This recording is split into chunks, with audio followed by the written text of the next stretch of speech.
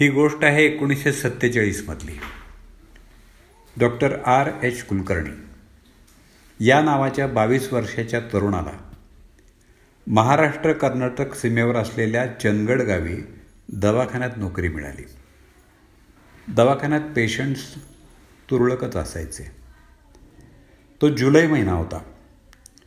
रात्री तुफान पाऊस पडत होता. डॉक्टरांचा दरवाजा कोणीतरी जोरजोरानं वाजवत होतं. बाहेर 2 गाड्या, घोंगडी पांघरलेली, हातात लाठ्या काठ्या घेतलेली 7-8 माणसं उभी होती. काही कळायच्या आतच त्यांना गाडीत ढकलण्यात आलं. सुमारे 1.5 तासाच्या प्रवासानंतर गाडी थांबली. काळाकुट्ट अंधार. लाठीधाऱ्यांनी डॉक्टरांना एका खोलीत ढकललं. खोलीत एक चिमणी मिणमिणत होती. खाटेवर एक तरुण मुलगी, बाजूला एक म्हातारी स्त्री बसलेली होती. डॉक्टरांना तिचं बाळंतपण करण्यासाठी फरमावण्यात आलं. ती मुलगी म्हणाली, डॉक्टर, मला जगायचं नाही. माझे पिताजी खूप श्रीमंत जमीनदार आहेत. मी मुलगी असल्यामुळं मला शाळेत पाठवलं नाही. घरी शिकवायला एक शिक्षक ठेवला आणि तो मला या नरकात ढकलून पळून गेला. गावाच्या बाहेर या घरात या दाईबरोबर मला गुपचूप ठेवण्यात आलं आहे. त्या मुलीनं एका कन्येला जन्म दिला, पण बाळ रडलं नाही. ती म्हणाली, मुलगीच आहे ना, मरू दे तिला. माझ्यासारखे भोग तिच्या नशिबी येतील. डॉक्टरांनी आपल्या ज्ञानाचा आणि कौशल्याचा वापर करून बाळाला रडायला लावलं. डॉक्टर बाहेर येत असताना 100 रुपये देण्यात आले. त्या काळी 1947ला ही रक्कम फार मोठी होती. आपलं सामान घेण्याच्या निमित्तानं डॉक्टर खोलीत आले.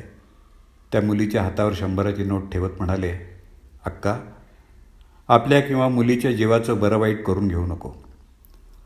संधी मिळेल तेव्हा पुण्याच्या नर्सिंग कॉलेजला जा. आपटे नावाच्या माझ्या मित्राला डॉक्टर R.H. कुलकर्णींनी पाठवलं आहे असं सांग. ते तुला नक्की मदत करतील. ही भावाची विनंती समज. पुढं डॉक्टरांनी स्त्री प्रसूती विषयात विशेष प्रावीण्य मिळवलं. अनेक वर्षानंतर औरंगाबादला एका कॉन्फरन्सला ते गेले असताना अत्यंत उत्साही आणि तडफदार अशा डॉक्टर चंद्राच्या भाषणाने ते खूप प्रभावित झाले. डॉक्टर चंद्राशी बोलत असताना कोणीतरी त्यांना आदवीनं डॉक्टर R.H. कुलकर्णी सर अशी हाक मारली. हे ऐकताच डॉक्टर चंद्रानं चमकून डॉक्टरांकडे पाहिलं आणि म्हणाले, सर, तुम्ही कधी चंदगडला होता का? हो, पण बरीच वर्ष झाली या गोष्टीला बेटा. डोळ्यात टचकन पाणी आलं. स्वतःला सावरत ती म्हणाली, तर मग तुम्हाला माझ्या घरी यावंच लागेल. डॉक्टर चंद्रा, मी तुला आज पहिल्यांदाच बघतोय. तुझं भाषण खूप आवडलं म्हणून तुझं कौतुक करायला मी भेटलो. असं अचानक घरी यायचं म्हणजे? Sir please. आई, बघितलंस का कोण आलंय ते? डॉक्टर चंद्राच्या आईनं क्षणभरच पाहिलं आणि डॉक्टरांचे पायच धरले. डॉक्टर, तुमच्या सांगण्यावरून मी पुण्याला गेले. आपटेंना भेटले. स्टाफ नर्स झाले. माझ्या मुलीला मी खूप शिकवलं. तुमचा आदर्श ठेवून तिला स्त्री विशेषज्ञ डॉक्टर बनवलं. आता आश्चर्यचकित व्हायची वेळ डॉक्टरांची होती. चंद्रा,